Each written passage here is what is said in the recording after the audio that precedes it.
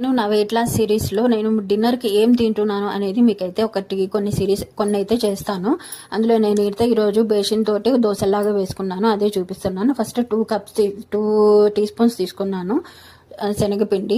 Next అందులోకి ఉప్పు, కారం, పసుపు వేసుకున్న తర్వాత మనకి ఇందులో వెజ్జెస్ ఏమేమి కావాలి అన్నీ వేసుకోండి. నేనైతే ఒక 2 క్యారెట్స్, 1 టొమాటో, 1 ఆనియన్ వేసుకున్నాను అండ్ క్యాప్సికమ్ కూడా యాడ్ చేసుకున్నాను. జనరలీ మనం తింటున్నామంటే పిల్లలు వస్తారు కదా, సో నేను ఫస్ట్ వాళ్ళకైతే నార్మల్గా ఒకటి దోశ పక్కన పెట్టేసిన తర్వాత నేను క్యాప్సికమ్ యాడ్ చేసుకున్నాను. నెక్స్ట్ ప్యాన్ వచ్చేటప్పటికి కొంచెం హీట్ అయిన తర్వాత అది చీలా అనేది వేసేసుకొని, దానికి ఎక్కువ మన దోశలాగా మనం స్ప్రెడ్ చేసుకోలేము, కొంచెం థిక్గానే ఉంటుంది.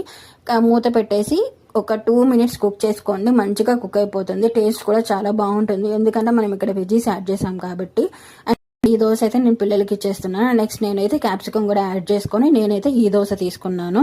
అండ్ టేస్ట్ కూడా చాలా బాగుంది, ప్లస్ టమ్మీ కూడా చాలా ఫుల్గా అనిపించేసింది. 7:30కి నేను తిన్నాను, 10 o'clockకి కూడా నాకు ఫుల్ టమ్మీగా